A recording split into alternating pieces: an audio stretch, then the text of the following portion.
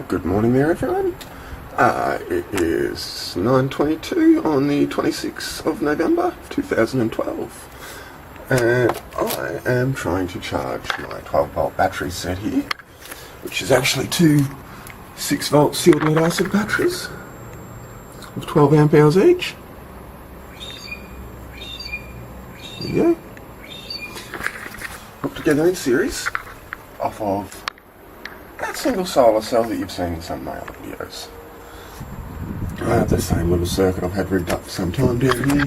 The only modification, I've got a 2N222 transistor. And the only modification that I've done is I've upgraded my cap to a 25 volt 3300 microfarad.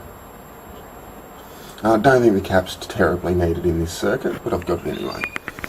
I have some jumper leads coming off here. The green one's off the negative side of the cap. It goes to this Schottky diode and into the negative side of my battery. And the red one goes straight from the positive side of the cap straight into my battery. This multimeter is my cap voltage, and this multimeter is my battery voltage. Now, I've only had this running for about 5 minutes, and I already put 5 millivolts into my battery. Here's my notes that I've been taking, and this is because the multimeter won't be hooked up all day. This multimeter does have a data logger and max min recording and all sorts of crazy stuff, but I don't trust it. I'd rather just hook my multimeter up, take a measurement and write it down the old-fashioned way. Now I can plot out a graph later if I want. So I had 12.097 volts in this battery when I started. So we can definitely charge. Oh look, it's gone up a bit more again already. So we can definitely charge off that panel in full sun. My question is, can I charge off that panel in the shade? We've still got 12 volts there. It's dropped back a bit, but it hasn't gone back to that, so I've either put some charge in already, or it's going to do some sort of trickle charge and mostly just stop it from going flat, is my feelings. I don't think it's really going to charge the battery up. You might get a teeny bit if your battery's down low.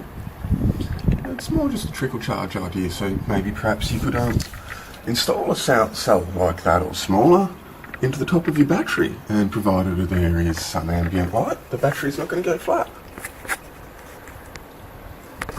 Now, one thing I did want to note that shows that it definitely is capable of putting some charge in, and I did this a minute ago, is if I put that back into sun, you can hear that coil ringing.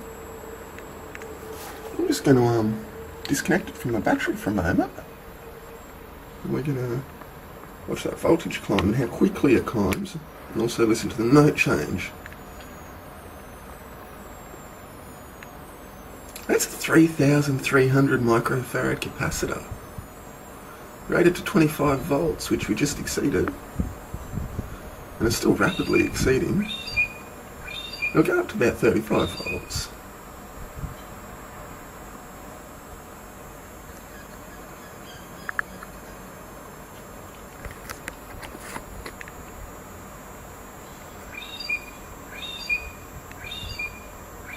Starting to slow down a little bit now, but it's still filling up quite nicely.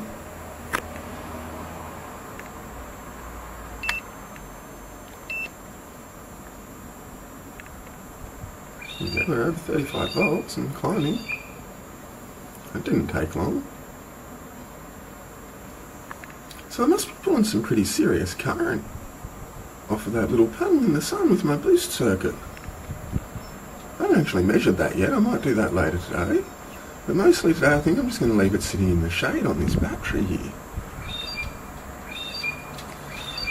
Now while that's been disconnected, we have had a little bit of drop back here, but it's looking like in just 5 minutes in the sun I put about 4 millivolts into my battery. Maybe less.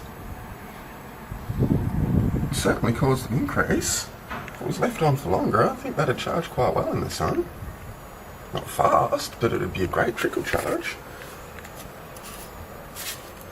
Now what I wanted to do was see if you can see both of those meters, and I'll hook this up and we'll watch what happens. Oh, sparks. Just throwing a few joules that way. Look at that, we dropped, we came back up again.